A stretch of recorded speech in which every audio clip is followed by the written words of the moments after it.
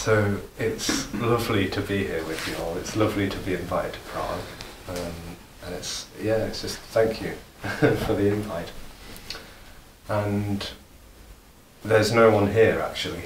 There's actually, even though it's lovely to be here with you all, there's actually no one here. There's no one here, and there is no here either. That's the exploration in a way.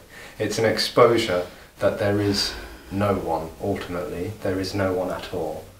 There is just simply no thing, which is absolutely everything. It's simply all there is, all-encompassing freedom, totally unrequited, unbounded, unconditional, absolute freedom, which is beyond limitation.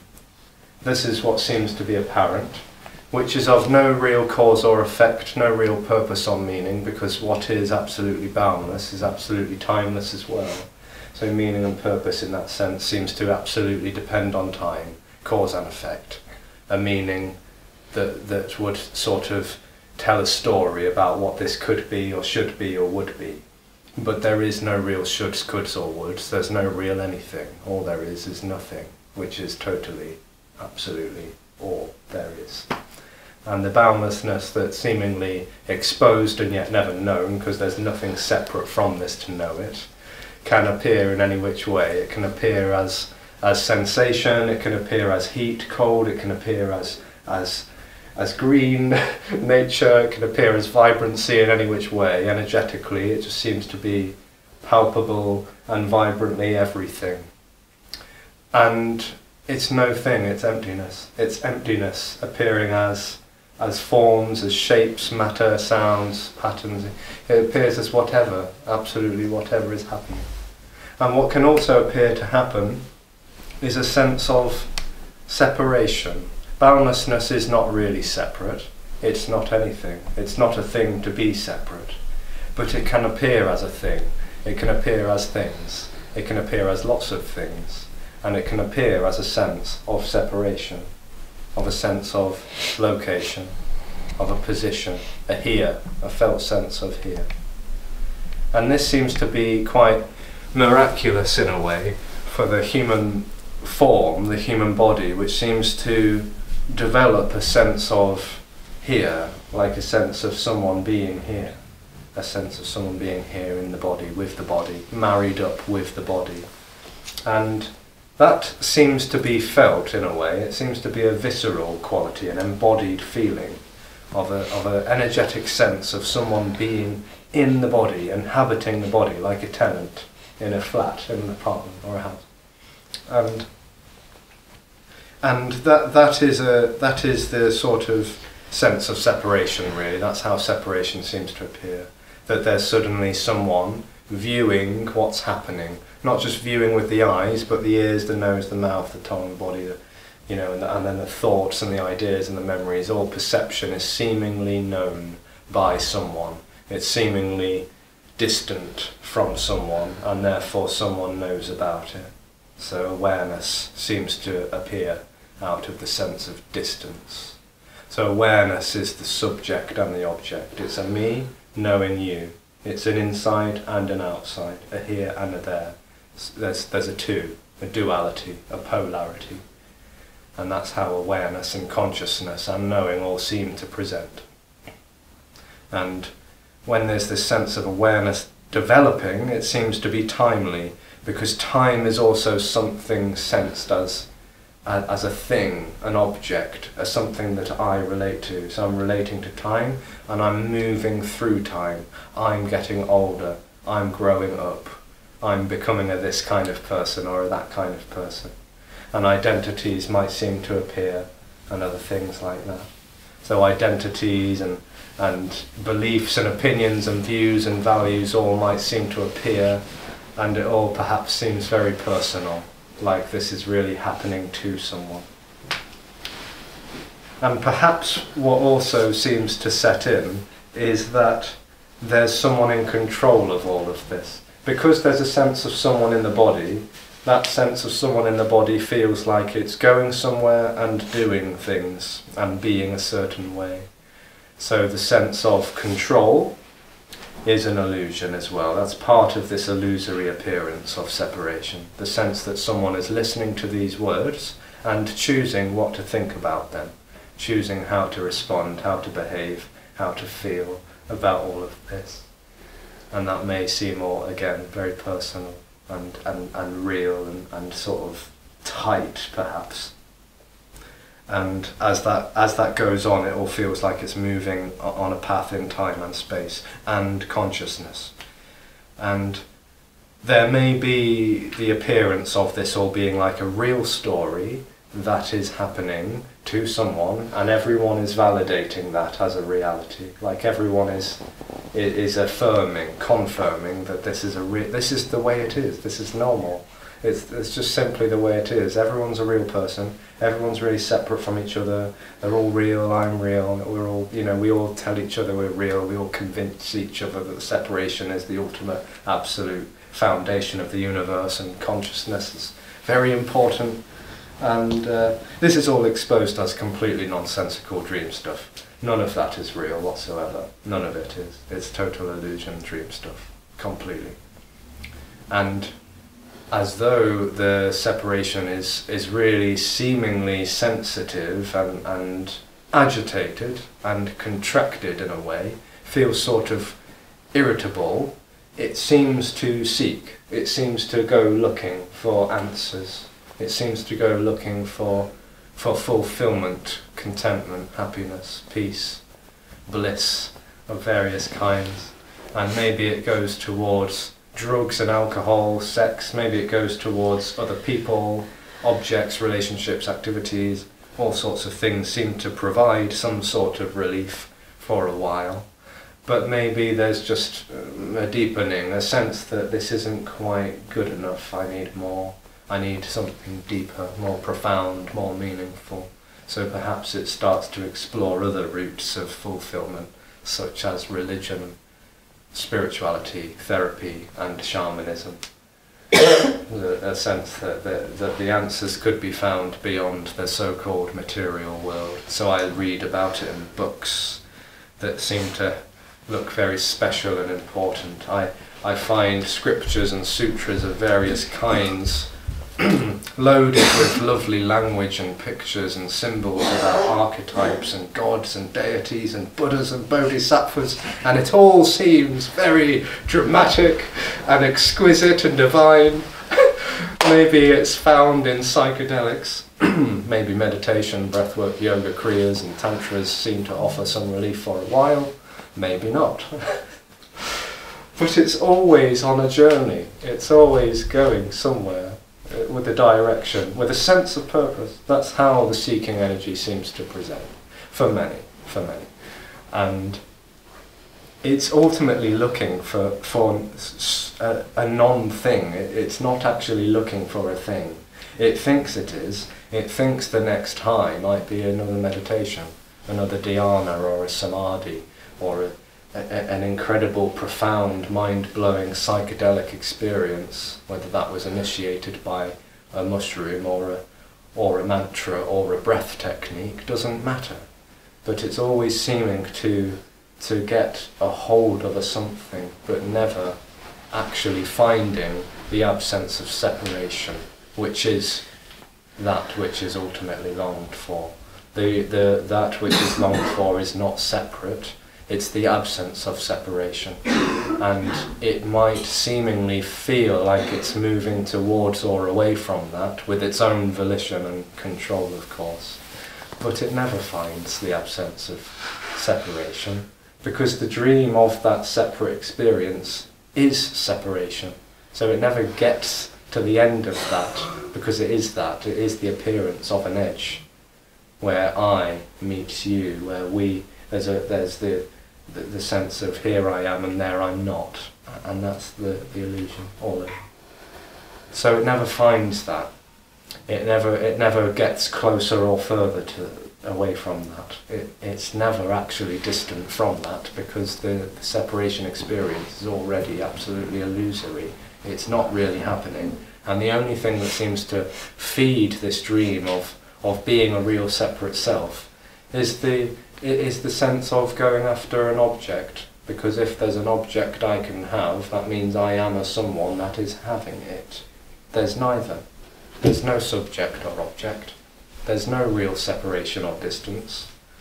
All there is already is timeless, immediate, spontaneous, free-flowing vibrancy, which is totally beyond direction and dimension already. It's all there is, it's everything. It's not limited by being in the future. It's not limited by being over there in an ashram or a temple or a cave or wherever. It's not limited by being in a place, a thing, a person, or a future-orientated event. It's not limited by experience, it's not limited by being a state, it's just not limited whatsoever. It's already everything. So for sitting and listening to this, whatever the apparent reaction or response to it is, whether it's all seemingly a load of bullshit or whether it's all seemingly onto something, is all absolutely equally freedom. Because this unconditional freedom is not limited or conditioned. So whatever is happening is this freedom that's longed for, and yet never what's wanted. It isn't wanted. It isn't wanted by anyone. It is already everything. Yeah. So the exposure is pointing out, in a way. It's not pointing to, there's nothing to point to, but it's pointing out that the abundance of this freedom is actually everything, including the looking for it. Including the looking for it. Because it can't not be whatever is happening, it is. So it's looking, it's not looking, it's sitting, it's agreeing and disagreeing, believing, disbelieving. It's whatever the hell is happening, is this freedom.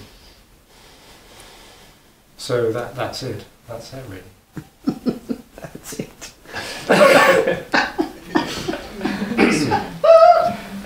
Of course. So it was never lost. It was never found, it was never hidden, it was never secret, it was never really revealed or discovered, because it is already. The alreadiness that could never be heard or known, because there is no process towards this. There is only this, which is outside of time, space and consciousness already. So it's absolutely, absolutely everything.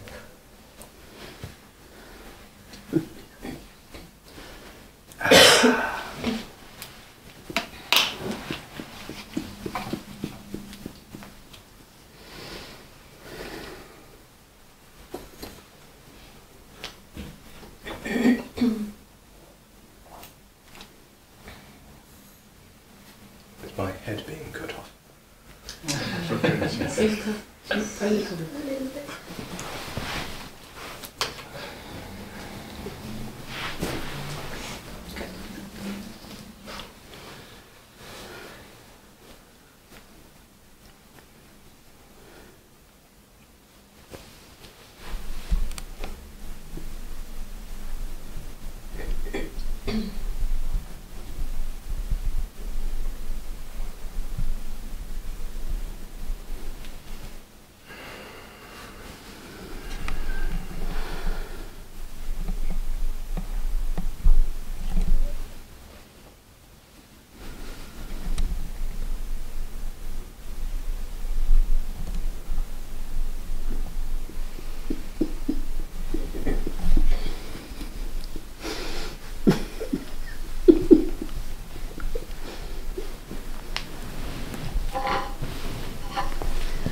Just so fascinating. I'm sitting here, you know. I travel from North Sweden, train, bus, flying, walking. What for? It's fascinating.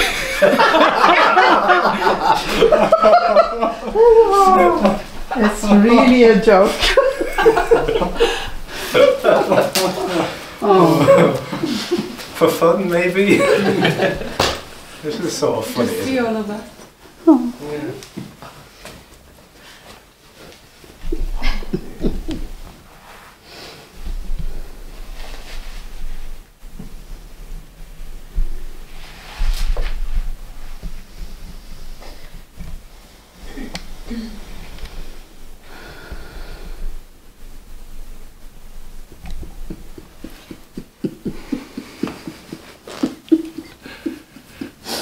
Mm-hmm.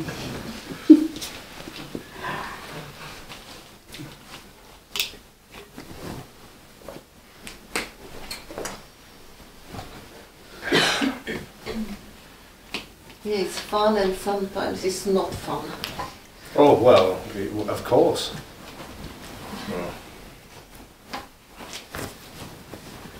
Yeah, of course.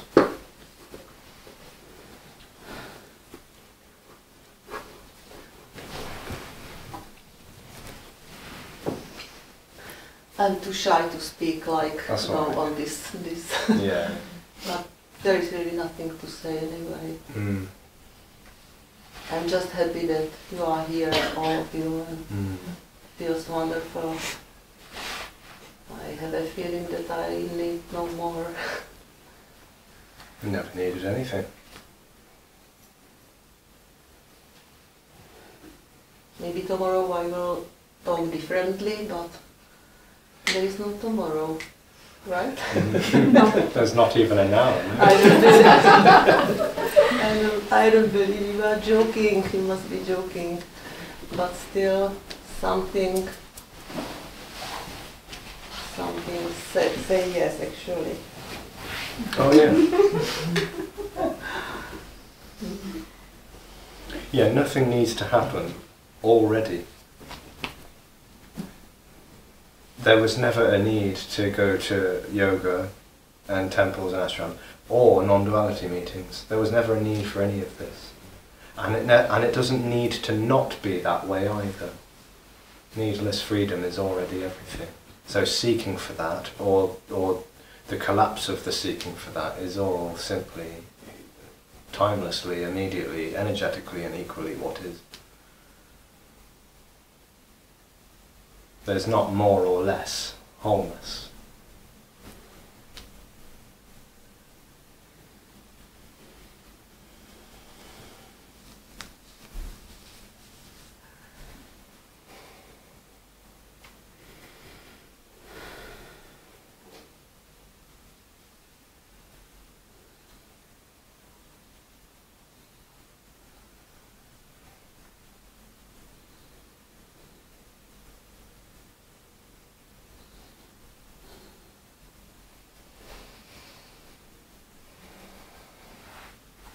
Thank you. Mm.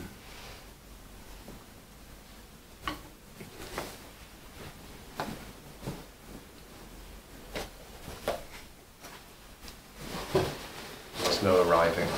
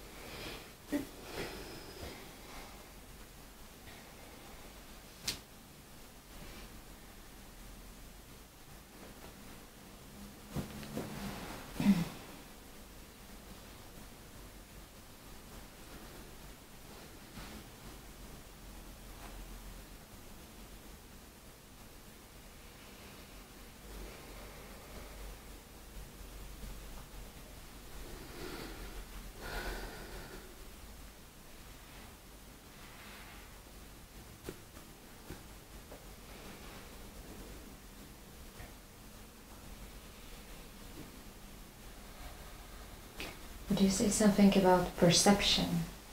Mm. So perceiving is an appearance. There's no real perceived and perceiver. The illusion is that there's a perceiver and a perceived thing. Appearance is just simply perceiving happening. And it is the same there as it is here. There is no real here and there. Yeah. So there's no real sameness or difference, because sameness and difference still imply two. So there's no sameness, and there's no difference. There's no one, there's no two, there's just simply perceiving, seeming to happen. Which is totally empty.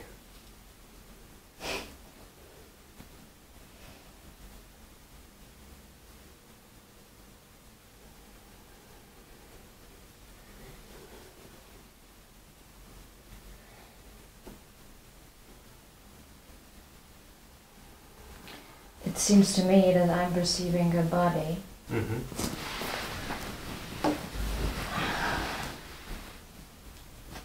There. Uh-huh. And so from there, there's no perceiving of bodies. Or There's just no there. There's no there. There's this, there's speaking and listening seeming to happen, moving arms around and thinking perhaps, but there's no there, there's no here and there, there's no position, there's no orientation, there's no space. This is not spaced, this is not spatial.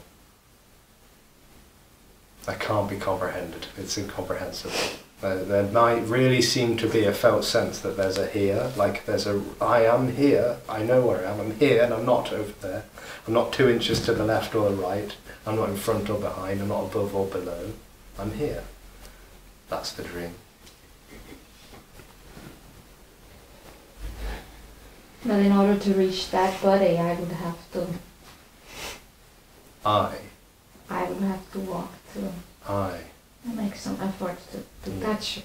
So there is no I in you, there's just touching happening. There's the appearance of a body and eyes and arms and touch, sensation, but none of that is really in space. None of that really is in time. None of that is really in consciousness or awareness. It's nothing. It's nothing appearing as perceiving and sensing, feeling, touching, whatever.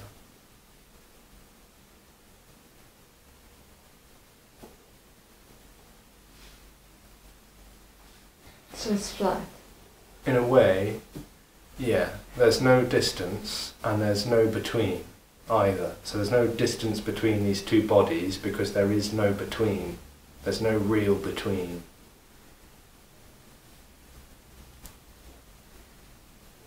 There's the appearance of air, but it's not real. It's not real. It certainly isn't as substantial as the separate experience seems to think it all is. Like, this is real. It's absolute. It's solid. It isn't. It's not solid. It's not substantial. It's not fixed, and it's not real. And none of it is happening to anyone either. There's no one in this room. There's no one out there either driving cars loudly or quietly. There's no one. There is no one. Cycle. It's ridiculous, isn't it? It's possibly the most ridiculous thing that could ever be heard or said, as far as a separate individual experience is concerned, because that is an illusion, and it seems to think that this is ridiculous, that this is nonsense, and why wouldn't it? Of course, because it doesn't match up with that experience.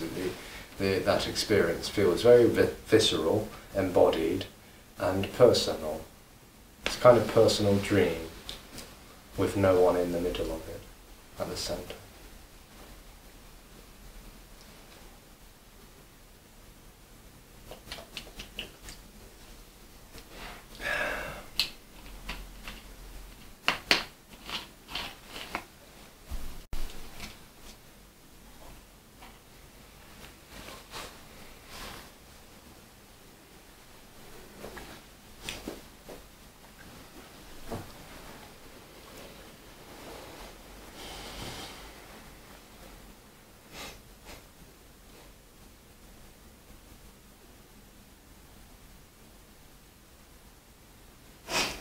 Don't say anything. Whatever I say, it doesn't make sense. No. Yeah. I mean, if you came here hoping to get sense, you might leave disappointed. I always look for sense. I know I'm always at the end disappointed, but I'm still trying. Yeah. Still trying to, find some answers. Yeah.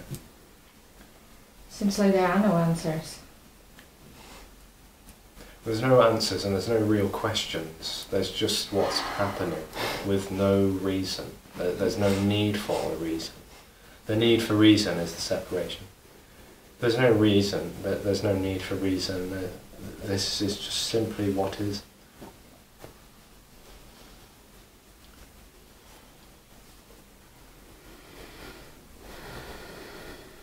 It is complete already. It's already complete. Even the sense that this isn't complete, that it needs to this or that, that's completion. It's all completion.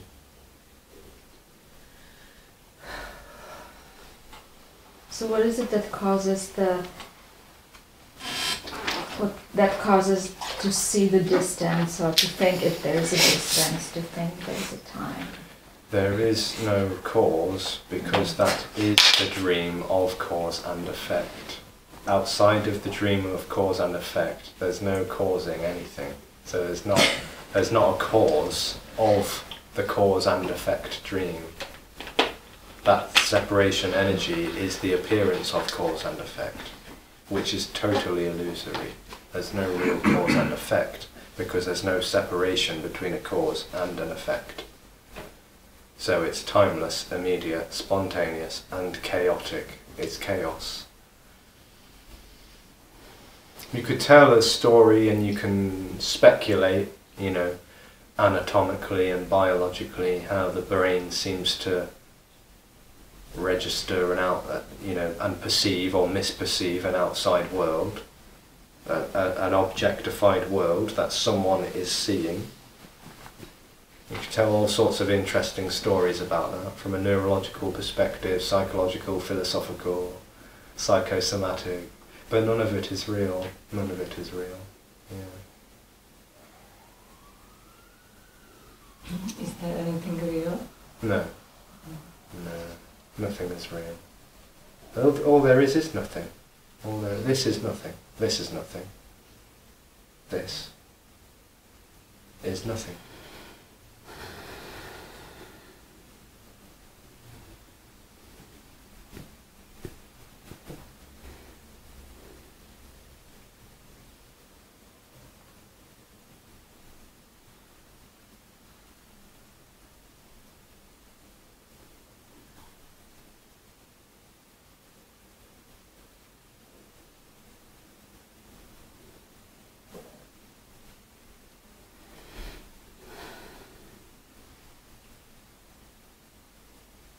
Is there a difference when you say there is nothing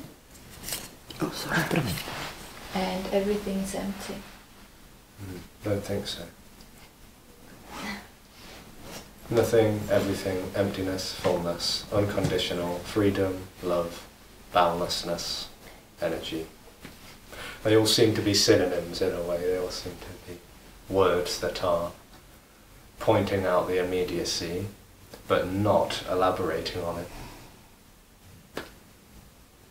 There's no elaborating on everything. There's no describing or explaining, conceiving or comprehending it. It's incomprehensible.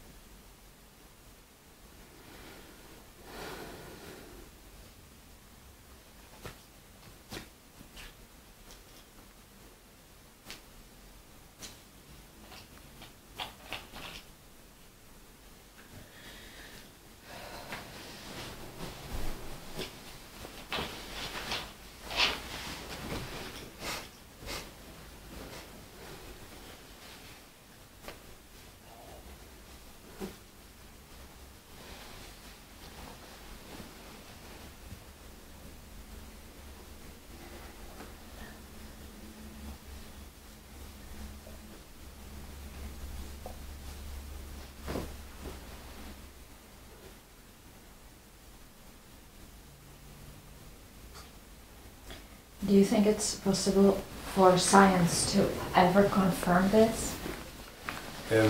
It doesn't seem likely, because all science seems to be from a point of view. All science seems to be the pursuit of understanding and knowledge and analysing, and this is outside of the separation, relating, experiential. It's not on a relative. There's no relativity. So this absolute freedom, which is all there is, that there's no point of view in that. I mean, the closest that seems to have been pointed out, apparently scientifically, is quantum, but that's not really an understanding. There's no understanding. It doesn't seem like there's any understanding in quantum. There's nothing to hold on to. There's just nothing. That's what they seem to be saying, at least. But they figured that out. Yeah, well, just but they don't really know it, because there's no knowing. There's no really knowing of nothing. Nothing is unknowable. So there seems to be like a pursuit of, atoms and matter and electrons, particles, wavelengths, or strings and all this stuff. And then there's just but it's all empty somehow, and then there's just the end of the tether of getting anywhere with any of that. No one can figure it out. It's like there's just nothing left to hang on to, and there's no one left to hang on to that. It's incomprehensible. There's nothing to know. The brain just kind of pops, and there's no way of knowing. Nothing. Only a something would be known. Only a something would be known by a someone.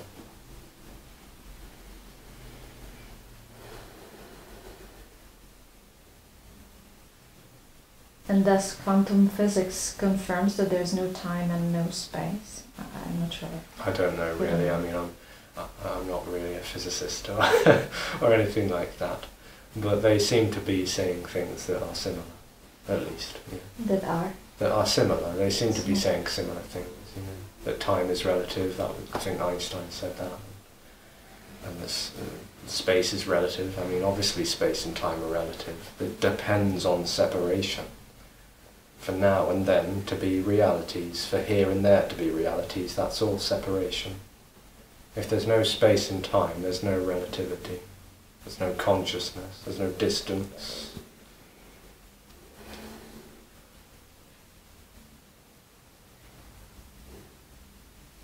It's where like science and philosophy sort of, there seems to be an attempt, like a trying to hold on to something, and there's just nowhere to go with it. There's nowhere to go with it, there's no one to go with it, and there's nothing to find out. And it's all wonderfully meaningless as well.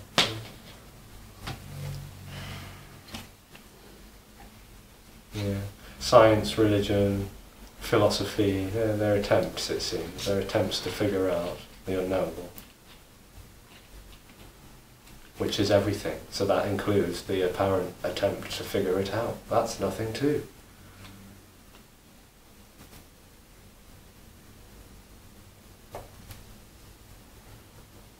And I understand you've been in Buddhism before? Yeah. For how long? Just a long time. There's no time. That's the right answer, yeah, she said. I know we can answer that. About 7 years. 7 years. Yeah, about that, something like that. Mm. And after there was a shift, did they ever invited you? No. I mean, this is all story stuff. None of it's real. None of it really happened. Nothing is really happening. But that, when it's just also ridiculous to talk about it like there was a shift. There was never a shift. There is no shift. There's no thing to shift to. So, but yeah, the apparent body, leaves this stream behind, which was never really happening. There was, parting ways. Completely. Pretty much, yeah. There's no maliciousness going on. There's no sort of ill will or anything. But there's just a seeming recognition on behalf of no one that all of that is going nowhere. There's no such thing as enlightenment, as an event, or an experience, or a person. It's not something that can be moved towards or away from. So all of the striving and the attempts, whether it's the Noble Eightfold Path or Ashtangas, Patanjali's 8 limbs, or sitting in a pub and getting wasted, there's no path that goes to unconditional freedom. Because it's unconditional, it's already everything. So all these paths and practices, as lovely as they seem to be, and as sincere as they seem to be, are not going anywhere. They're not reaching anything. They're not moving towards a destination called enlightenment, kingdom of God. Because what would that be? What would that be? It'd be a limited thing.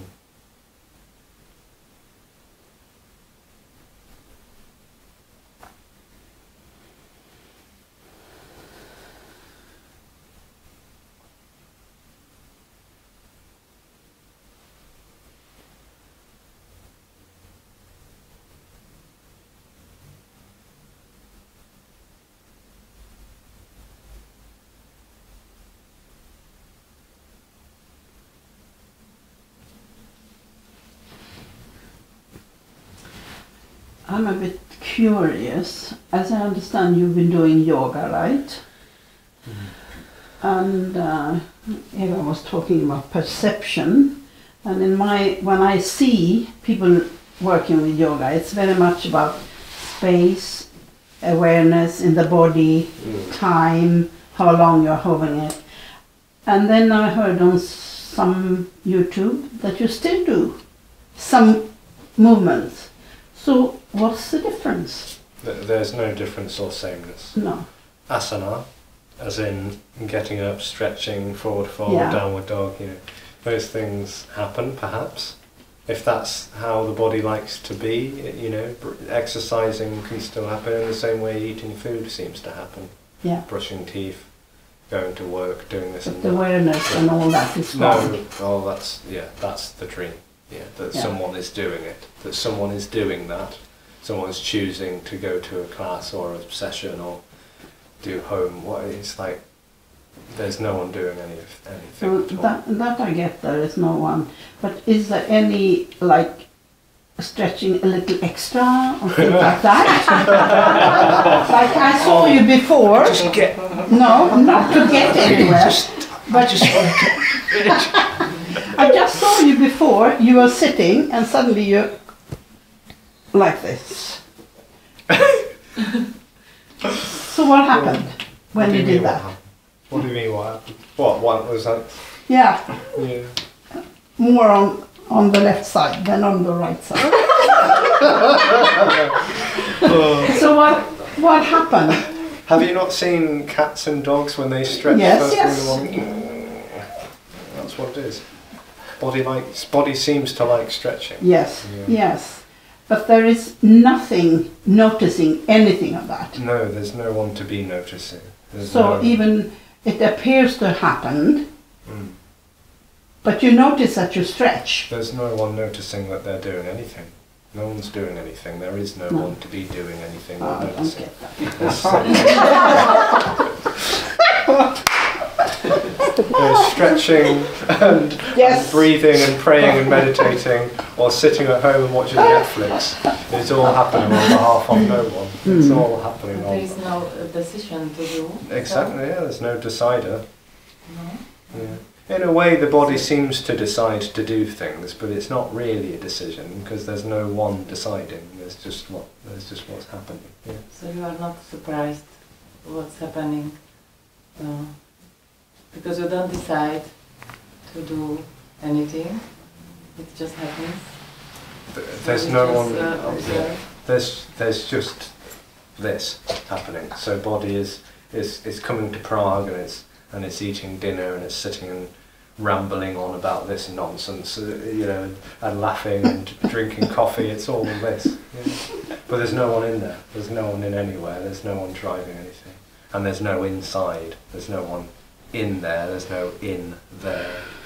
There is just immediacy. But there is no decision to come to Prague. There's no one to be decided.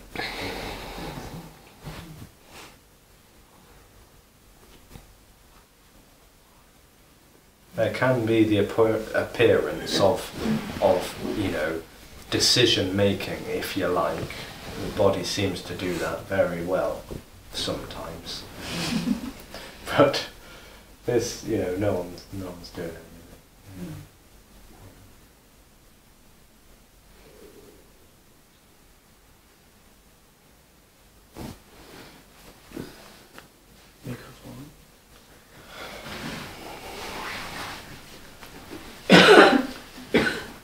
Yeah. When you hand appears, right?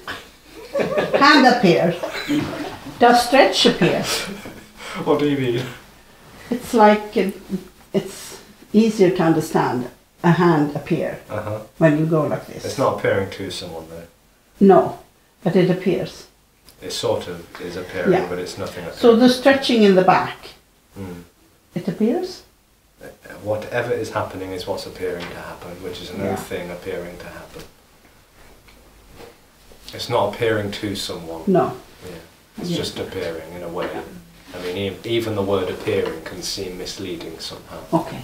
Because it sort of might sound like it's appearing on a screen or something, which would have an audience viewing the screen, all that stuff. There's no one to view the screen, there's no screen to be viewing, there's only what's happening, which is nothing happening. So whether it's stretching, breathing, brushing teeth, whatever, it's just as it is happening for no reason at all, and no more.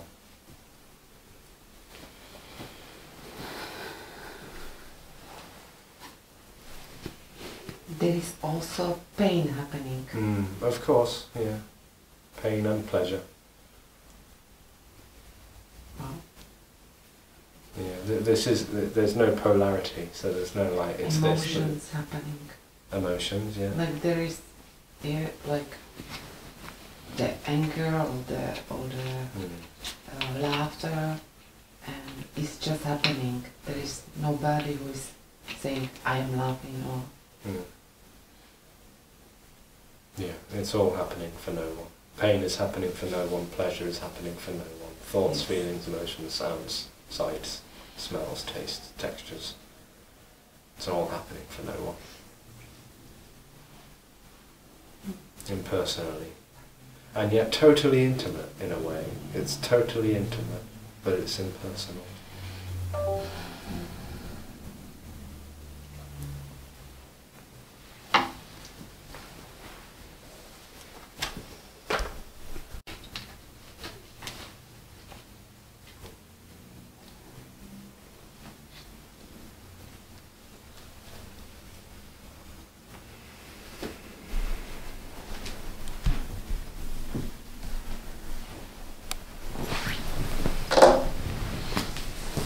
There is no relating to the intimacy?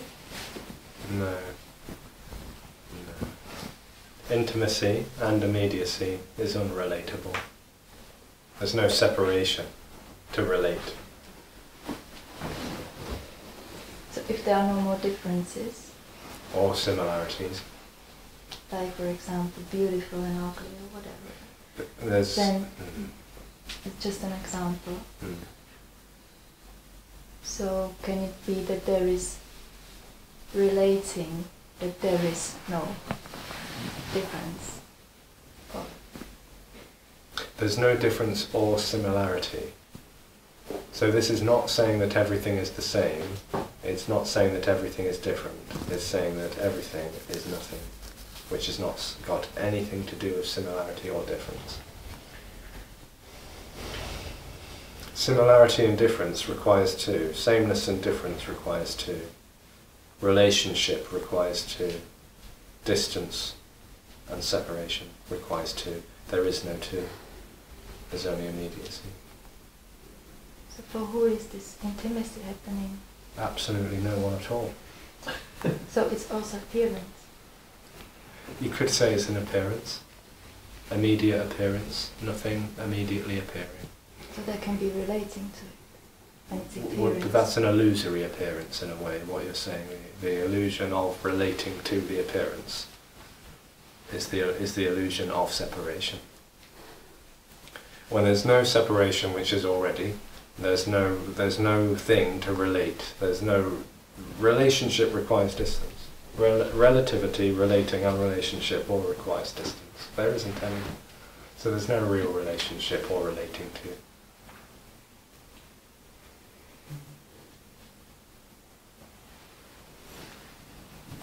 It's positionless and boundless.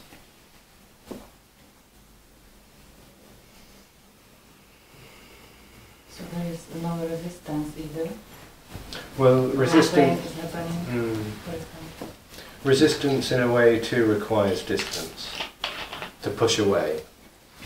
There's no separation, push away. Yeah. So when pain is happening, then it's without resistance. Well, pain might be happening, and taking painkillers might be happening, but no one's doing any of it. Taking painkillers, if you want to call that a kind of resistance, then that's fine, but that's not really resistance, that's just what's happening. There's a response to what's happening, but no one is doing that. Yeah. So no one is relating to pain, there's just the immediacy of pain, and then maybe the body does something about it. So there is no suffering in that sense. Just to be clear, the way in which suffering is talked about is usually in referencing to the separation experience, not to physical or neurological damage. Yeah. Yeah.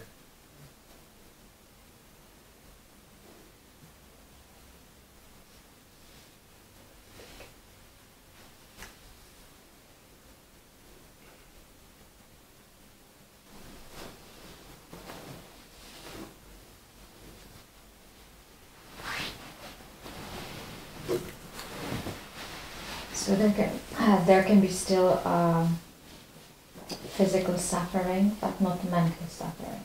Physical suffering as in pain, yeah. Body seems to have nervous system and signals, sensation, with or without a sense of someone having that. So that mental suffering disappears. It's not there. It depends what you mean by mental suffering, really. It's like all these stories you make up in your head about it, about the wound, or right, yeah. That's gone. Which is that is the relating to it, yeah. And this is what I understand the Buddhists are talking about, right? The suffering is the mental suffering. They say some things that sound a bit similar, but then what tends to happen is an instruction is given. Which is nothing wrong with that, but it's instructing no one. So it's talking to no one, saying what no one can do. So there's no one to do or not do. It's talking to a dream. That's not really happening. Because they always talk about suffering, that they're going to save the world from the suffering. Yeah, save all sentient beings, yeah. And they never explain what it really means. Well, they have these elaborate, stories about samsara being a dramatically gargantuan wheel of life with 7 realms and the animals and the hells and the hungry ghosts and the titans and, and then the pig and the snake and the, what other animal is it? They're all biting each other in the middle and it goes round and round and round. And they do explain in that wheel of life quite elaborately, really to extreme detail. They say it begins with a sensation or something, and then consciousness, and then and then this, and then this, and then this. It's all totally based in cause and effect reality. Yeah. And then everybody understands it differently. So someone thinks it's a physical, someone thinks it's a mental. There's all sorts of speculation as to what the origin is. What this hell means. This rounds of. Yeah.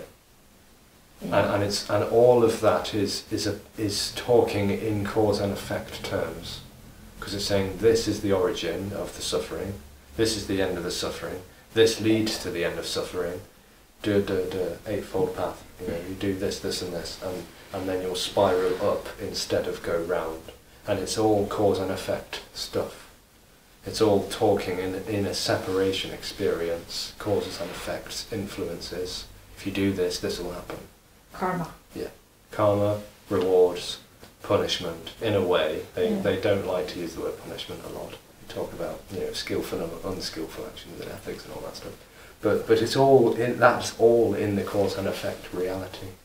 And the exposure is that there is no real cause and effect. There's no real separation between cause and effect. There's no between. There's no distance. There's no one to make it change. There's no free will. There's no chooser to have free will.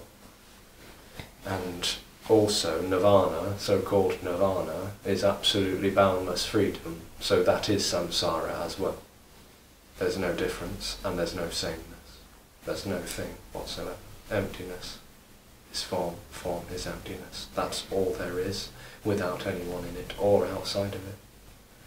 So no path, whether it's eightfold or Ashtanga or another path of any kind, is going to lead from one to the other, because there is no separation.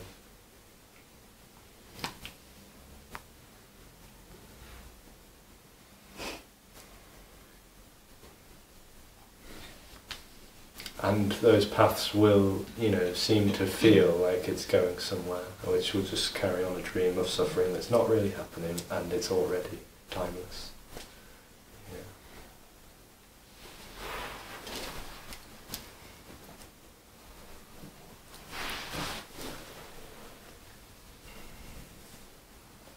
Yeah. It feels very appealing and attractive, and, you know, for story's sake, for the fun of stories, I felt very attracted by the prospect that enlightenment could be moved towards with my choice and free will. It felt very appealing and attractive, and it really felt like it was working. But what is there? What is there to discover, to reveal, to enlighten, to become, improve, achieve, accomplish? It's all nothing, equally.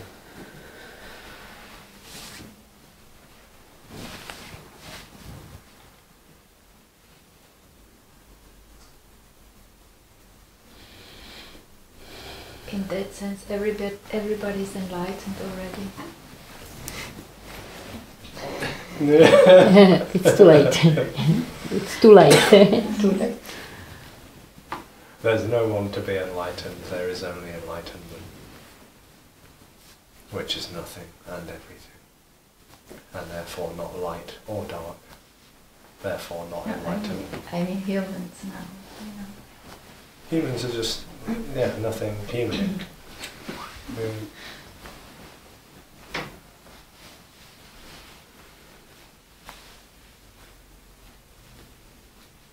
I mean enlightenment, that nothing is me, like it's complete. Completion is already everything.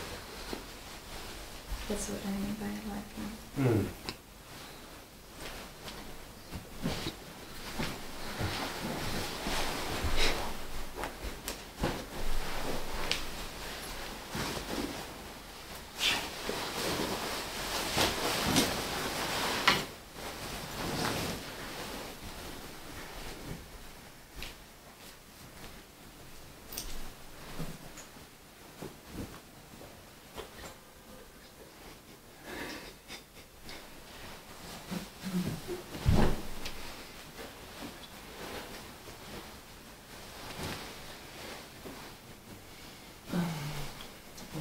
Why there is seeking and how to stop it.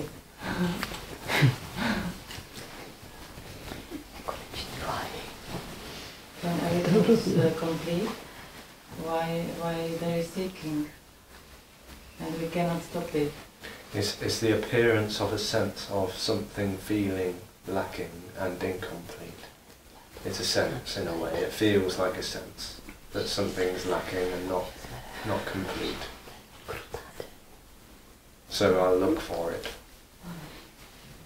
I'll look for completion. I'll look for wholeness, fulfillment. I'll look for it. I'll find it somewhere.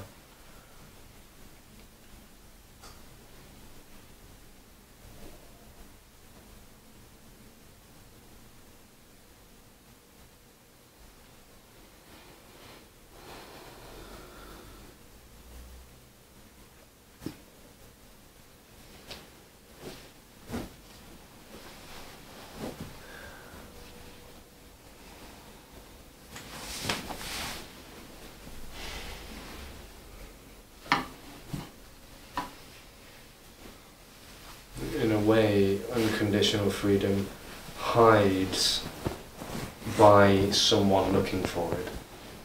It's like it's hiding because something's looking for it.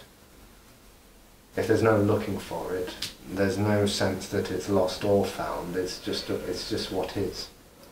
But the looking for it as an object is the very expression that it's missing. And that is unconditional freedom looking for completion. So that there's no way to go with that. There's nowhere to go with that. There's nothing that needs to change. It's like already what's happening. It's already everything. Like a dog running after its own tail. It never catches it. Chasing stops. And yet chasing was never really happening.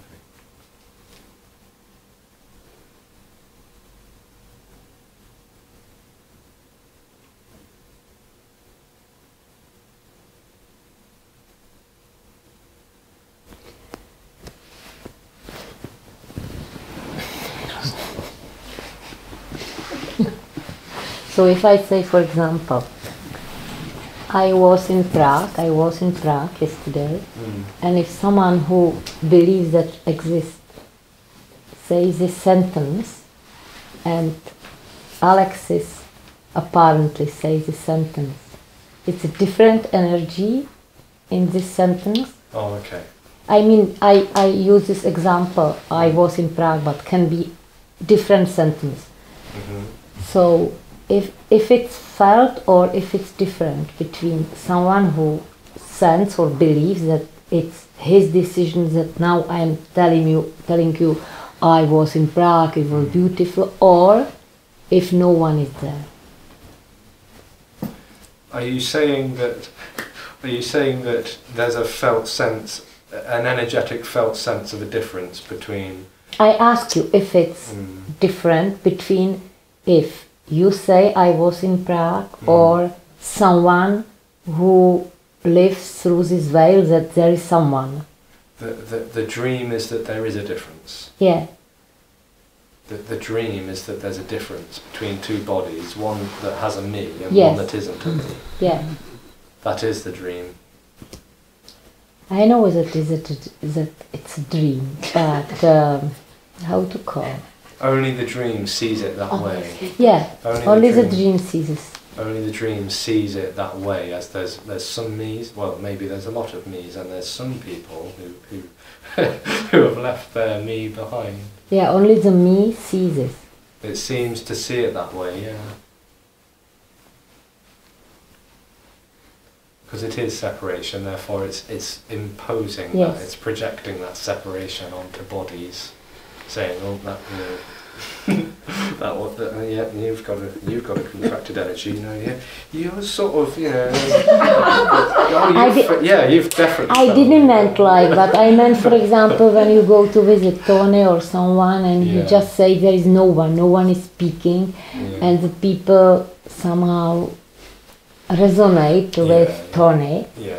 And if I will sit on the chair, not Tony but me, and I use the same words, I think it's different energy. Yeah, it seems that way, yeah. Seems like that. But none of that is real. I know. But it seems nothing that way. is real actually, but in this story, it seems to be like different. Yeah, it seems that way. It can seem that way.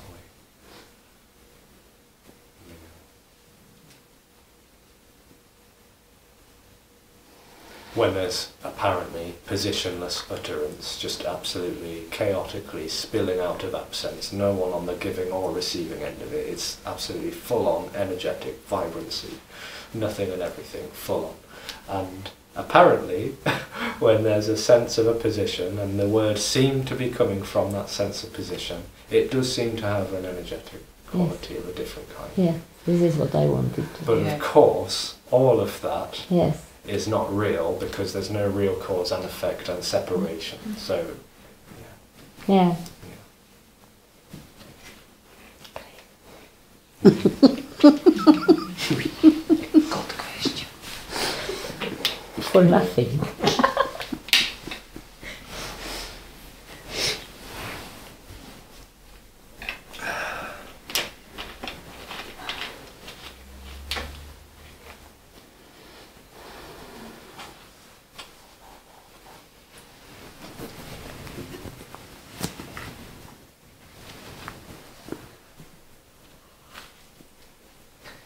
does the body of Alexis has still the strange something inside, like trembling, shivering, shimmering, shaking, or it disappeared with the disappearance of the me?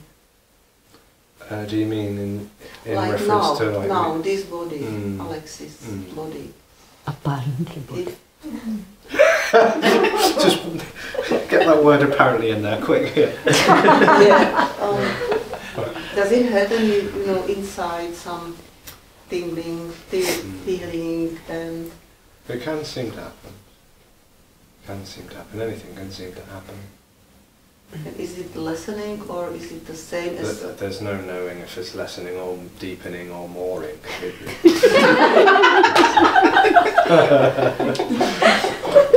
There's no sense really of continuity. So there's no sense that. Yeah, I don't know. There's no way to know that. There's all sorts of sensations seeming to appear for no reason, and none of it is personal. None of it is felt as a real thing. Okay. But it can seem to happen. Yeah, there can seem to be a sensitivity as well. When body is speaking with other bodies, and there can be a sense that there's an energetic something going on, but none of it is real, none of it's happening to anyone, and then none of it's personal or separate already. I wanted to ask something more, but I forgot it. Tingling, buzzing, lashing, deepening. Is it apparently happening? How often? Every day or? Again, no. I mean, what do you mean by? Are you all right over there?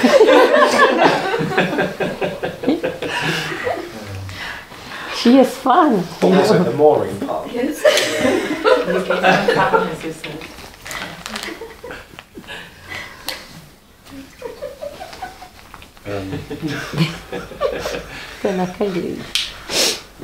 It just seems to appear. There's no real continuity, so there's no real correlation. There's no real progression or decline, ascension, descension. There's just spontaneity. Everything is total spontaneity. There's no sense of it happening every day or every other day, and there's no sense of it actually being a thing either. Resonance, if that's what you're talking about, it's not a thing really. It's not a thing. It might seem to be a thing, but it's not. I can feel, tingly and pulsating, vibrating. Kind of an energetic sort of vibrant quality to it, and that might feel like a sensation.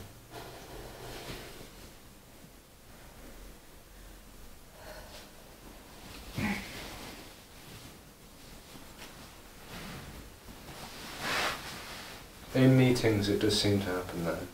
It does seem to happen in meetings. Yeah.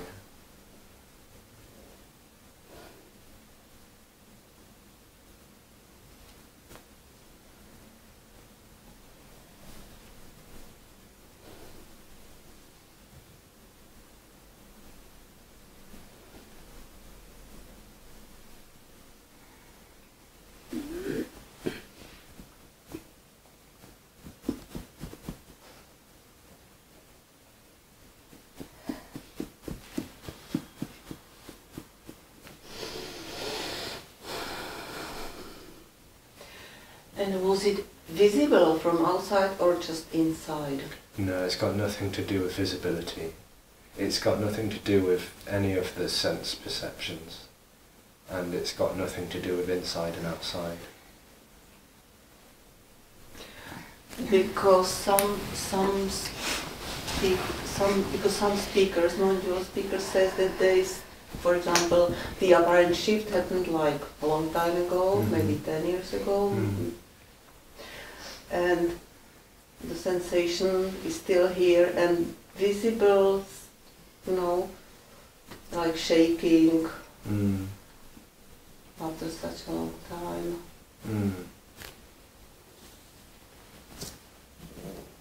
But if anything can happen, it also can happen, right?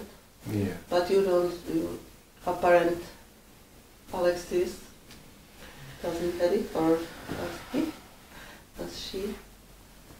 It. Yeah. Resonating, yeah.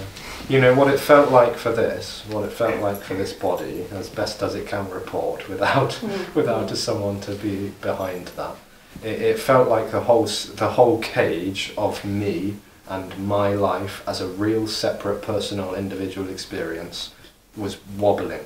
Like, that's what it felt like. The cage was being rattled, and the whole sense of the edge between me and the rest of the universe, like the bubble, that whole sort of bubble sense was dissolving and collapsing. That's what it felt like in a dream. In a dream. Was it painful? No.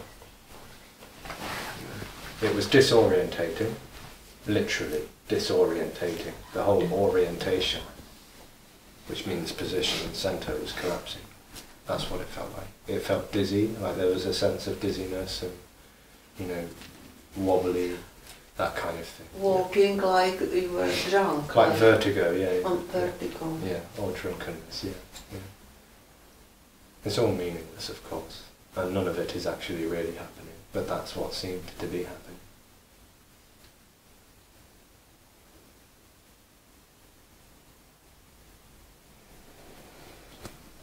Was it scary? For this body, it didn't seem to be that scary. No, there wasn't a lot of, you know, trembling and fear. I mean, fear seemed to come and go. They didn't really. No. Didn't seem to be that much part of that whole sense of distance and. No.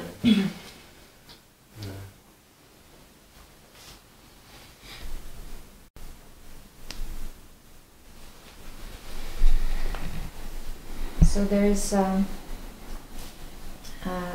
no attention to your body anymore. Like it's not more important than a bird flying outside. Because there's no you're left. There's just body. Is that correct? But there's no one to be relating to a bird and a body and saying they are of the same importance. There's no position or saying, you know, there's what body seems to look after itself. It seems to fend for itself and do that kind of thing. That's quite natural. But there's no one in there. There's no one doing that. Yeah. And you don't think one thing is more important than the other? There's just no one to be thinking that way. So, but body seems to have priorities, you know. It seems to have priorities like eating and sleeping. It seems to do that quite fine and naturally by itself already. Yeah. And so the body takes care of itself, basically. Yeah, in a way.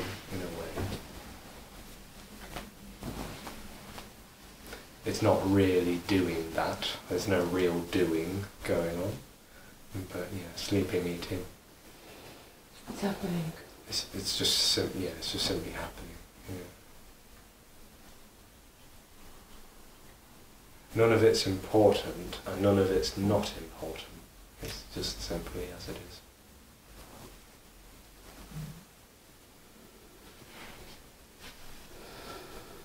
So this opposites the duality that basically completely collapses.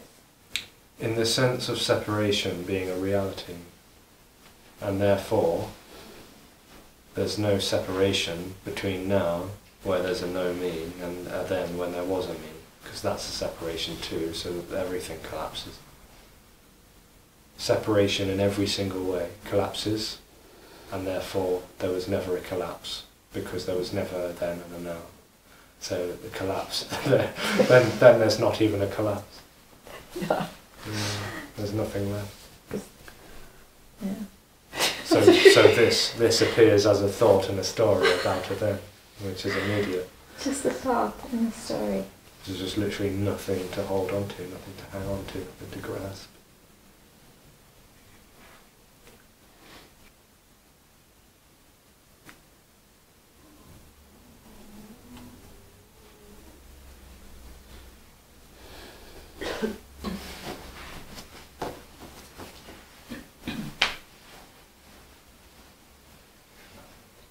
tried apparently something from Tantra.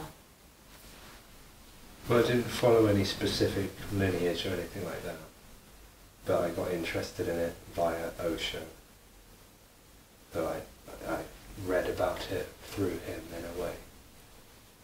I also listened to other teachers and gurus and yogis and that. And did you do any Tantra exercises? Not strictly. I was following it, and I was interested in the sort of expansive, everything is sacred sort of. That was the way in which he seemed to be elaborating on it. That seemed to be the way he talked about Tantra, is like everything is sacred, sex is sacred, and going crazy and having tantrums is like pure, and it's like the total explosive, fiery, fierce, passionate side of spirituality all seemed very interesting and exciting somehow. Yeah. Whereas of course the yogi of discipline was a bit more, sort of you sit and you clear your chakras and you compose yourself, and so it was interesting, like flipping the script. Yeah. Did you also work with chakras, all the stuff, cleaning and... Yeah, it went through all sorts of different practices of different kinds. All seemed enjoyable and exciting to some extent.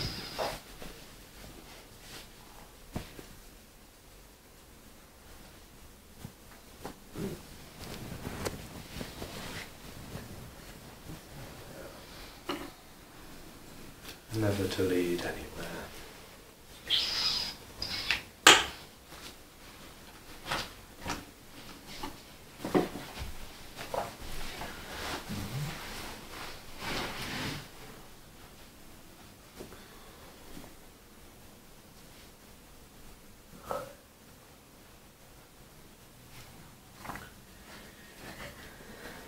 Rather not.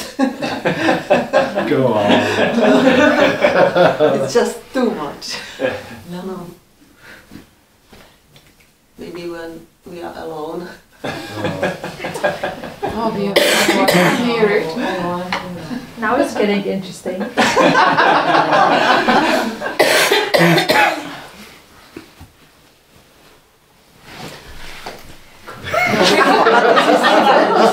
This is another one.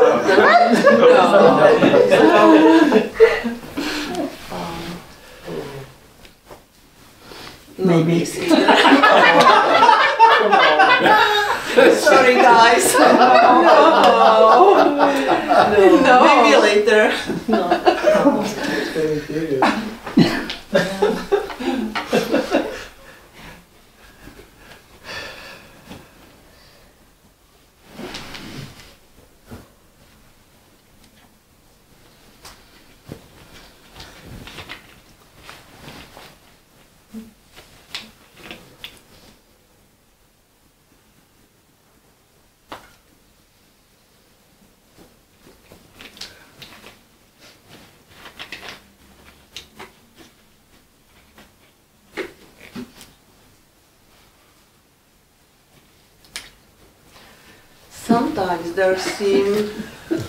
Sometimes there seem to be just too much energy in the apparent body, but it's also a story, right? Like, could you elaborate more about the high level energy and low? Like, I know it's just a story, but, or polarities, plus and minus in the body, for example, because Tantra teaches a lot about polarities, plus and minus spot on the body. Yeah. You have plus and minus, man and woman, and when they go together, there is the explosion. Yeah. Even the the final one, Death.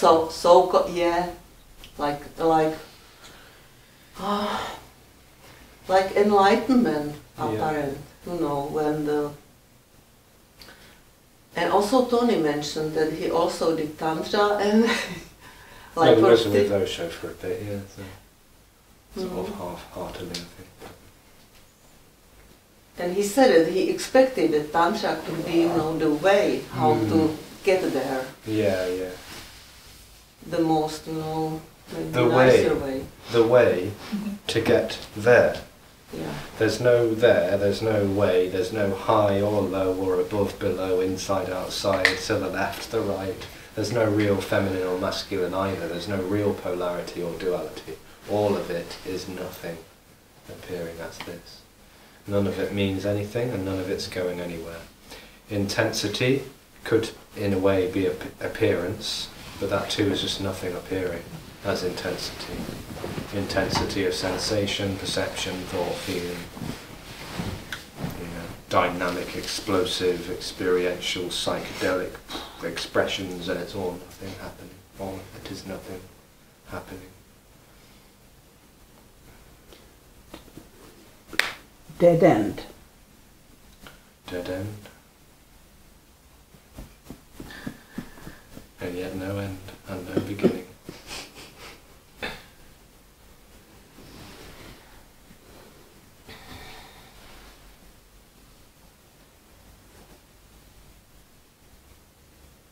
So transformation is a story, which is what that particular expression seems to be about. Transformation. I transform my negativity into positivity. I'll transform my dukkha into bliss. I'll transform my suffering into like a lotus flower that blooms out of the muddy water. There's no higher or lower. There's no hierarchy. There's no better or worse, really.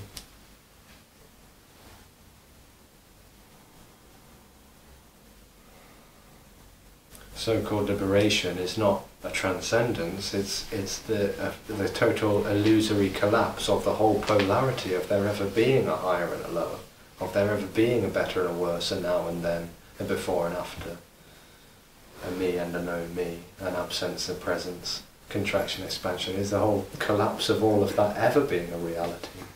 Yeah.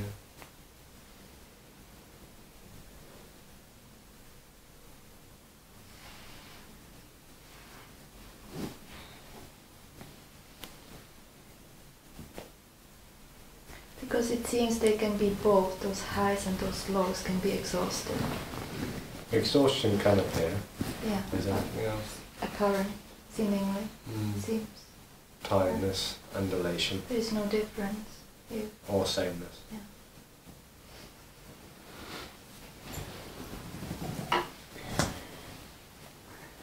When it's said there's no difference, that me separation orientated energy will immediately hear that, oh, therefore it's the same.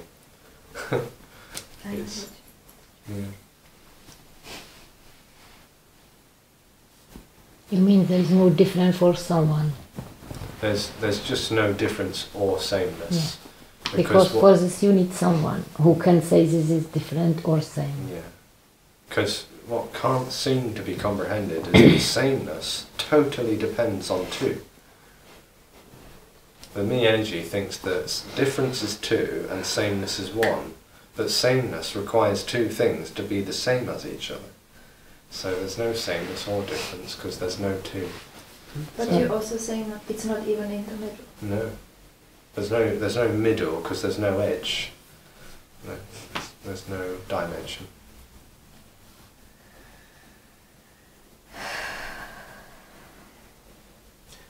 There is also no energy. There's only nothing. I mean, this doesn't have a problem with the word energy. Some people think, it sounds like a thing. It's a word. All there is energy, which is nothing. But the nothing is also just a word. It's also just a word, yeah. Which is nothing. Wording.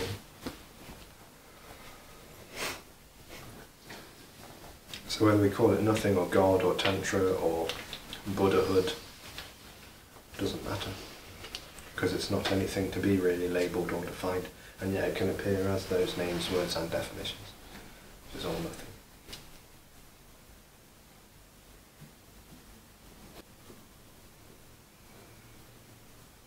It's interesting that the word in English think and think, it's very similar. It's just one letter, you know. Thing and think. Yeah. Mm. They seem to be really closely related. You think? It's only a think. Yeah, I think.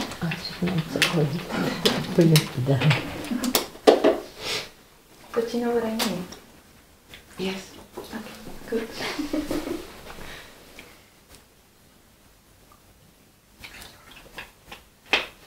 Because in the beginning there was the word, you know? That's what I mean. So, oh, yeah. No, it's not important. In the beginning there was what? There was a word. What? In the beginning there was the word. There was the word. Are you quoting Christianity on the side? The Bible, yeah.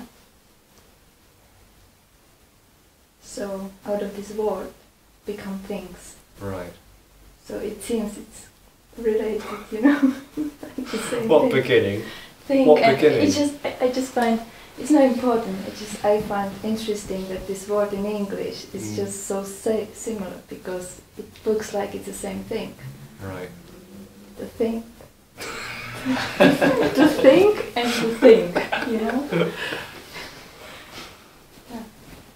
There are no things. There are no things. Thoughts apparently happens. There are no things. And there was no beginning for there to be a word to appear out of, and then everything to come after that.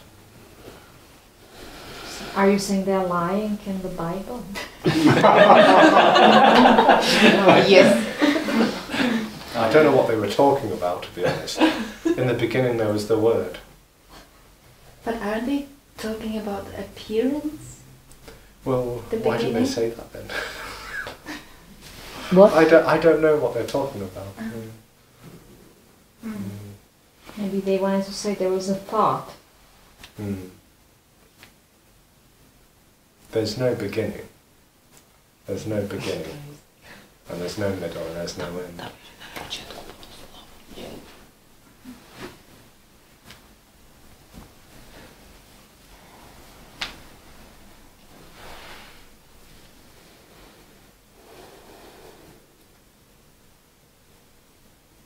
Maybe they forgot the word apparently. Yeah.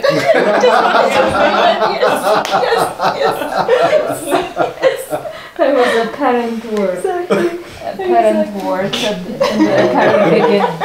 Yes.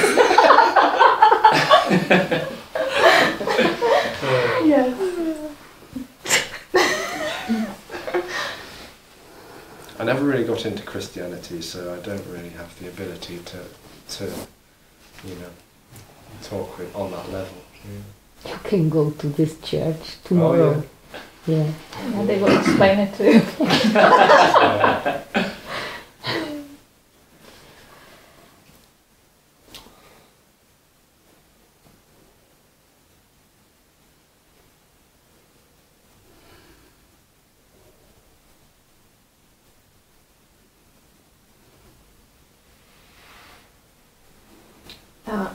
You mentioned before that by seeking, you're actually hiding it, right?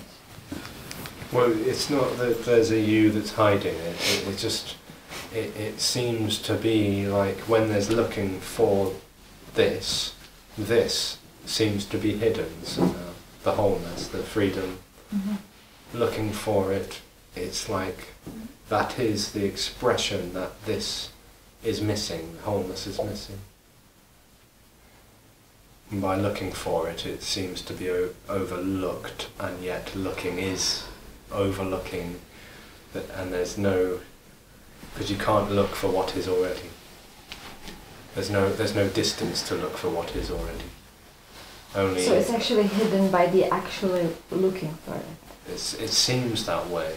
It seems that way, right? Yeah. When there's just what's happening, there's no looking for what's happening. There's no one to be looking for what's happening. There's just simply the whole sort of sense of someone looking for a something apparently dies, and all that's left is what's happening. But it's impossible to not seeking. Because it's already not really happening. And there's no one already.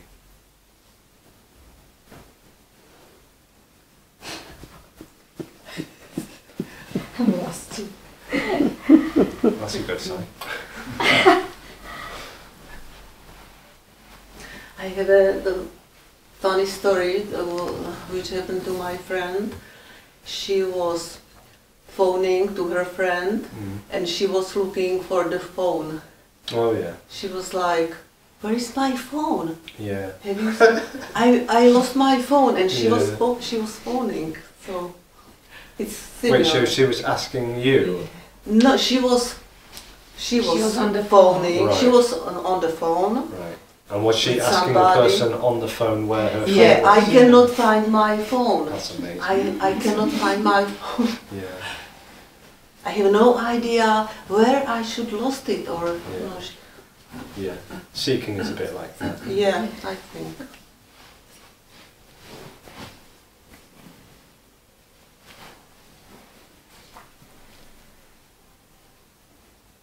But I understand there's nothing to look for actually. Mm. So the act of looking for it is actually the way of hiding it. Because you can't look for what is already. Yeah. And if looking is happening, that is what is already. So looking for the end of looking is another something that might happen. You can't get to the end of it. Now it's much clearer.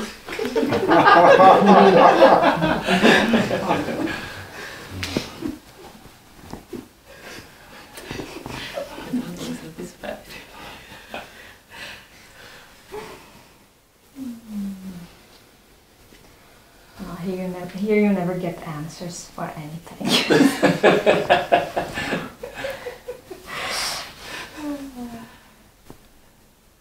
So frustrating. There is no answer. Oh, that's frustrating. It seems to be frustrating to that separation, angsty energy that wants to remain firmly and stably established in the sense of separation, being a reality. It's not being fed, it seems. It seems to be starved. That's what this frustration seems to be, that it feels starved, malnourished and neglected, because there's no sense that there is any separate self to be acknowledged, validated, confirmed, and given an instruction to go in a direction, because there is no direction to what is already not separate and completely whole and boundless and free.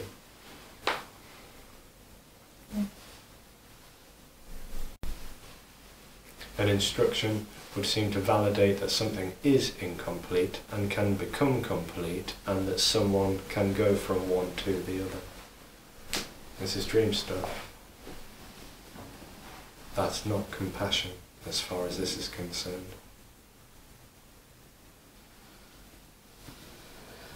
It might seem very sweet and sincere, it's not malicious, it's very innocent, but it's not compassion in the sense of exposing the illusion is already not real, and there's nothing that needs to happen already. This is already timelessly complete. Nothing needs to happen. No one needs to become anything. There is no one to become anything or to prove anyone right or wrong. Completion is already.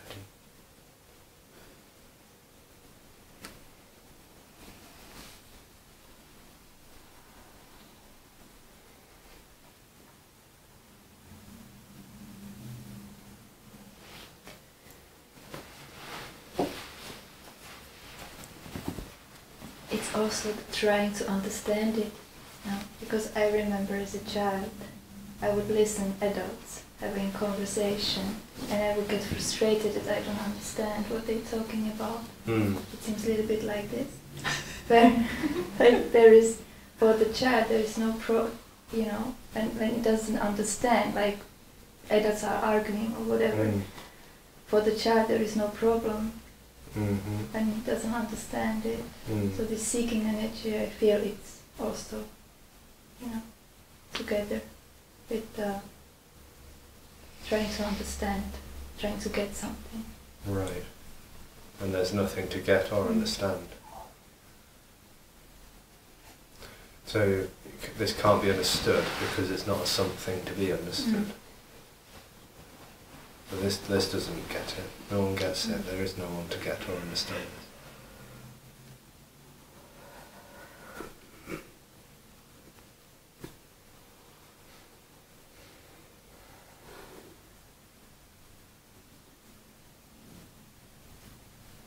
Yeah, and this freedom brings a little bit this sense of, it doesn't matter. No. It's like the childlike, beingness. The childlike innocent wonder of just the simplicity of whatever's happening for no reason at all. Impersonal freedom. Never missing. Never not what's happening.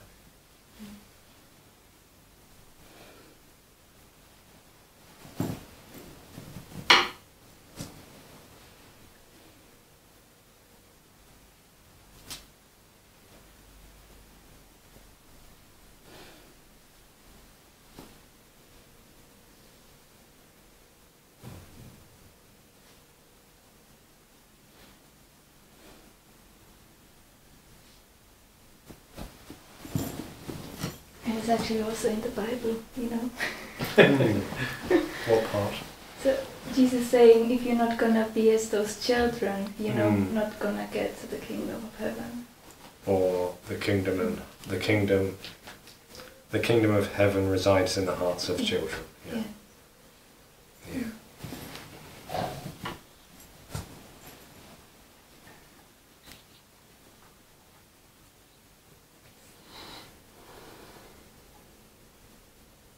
Which is nonsense, because it doesn't reside anywhere. There's no location to the kingdom of heaven. Yeah. It doesn't reside here but not there. It's not limited.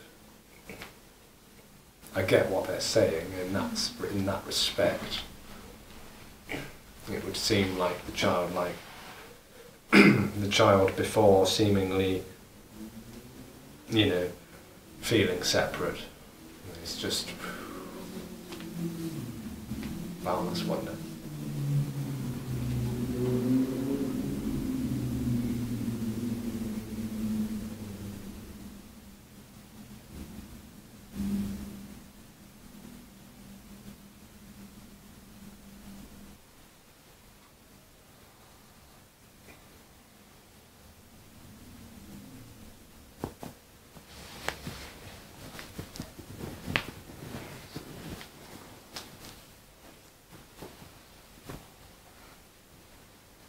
So this freedom can never be had, can never be owned, claimed, related to, can't be held on to, because there is only freedom. There's nothing to hold on to freedom, and there's nothing to let it go, because all there is freedom. So if looking for freedom is happening, that's freedom looking for freedom. So freedom never finds freedom, because all there is freedom. And there's no separation within freedom, really. There's no even within or without. This freedom is totally all-encompassing, all-inclusive, absolute, everything. Totality. Totality without limitation or conditionality. So it never needed to go and be looked for. It never needed to be sought. And yet it never needed to not do those things either. There is no need for freedom's sake. It is just simply appearing as whatever is happening, without need to be any other way. And yet there's no real time that it's playing out in any specific, sophisticated way anyway. It's all meaninglessly, timelessly happening, and yet it's not really happening. All there is this freedom, which is nothing being absolutely everything that is and is not. It doesn't make sense, it's not comprehended, it's not really even explained by these meaningless jargon words. It's just totally, simply, whatever is happening. Never lost, never found, never secret, never revealed, never hidden, never limited, just simply all that's happening.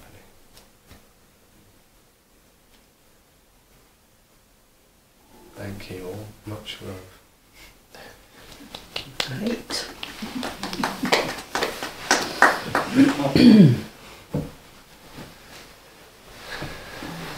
I'll see you tomorrow. I'll see some of you tomorrow. Yeah. 2 till 6, yeah? Is it? I think 2 to 6. 2 till 6.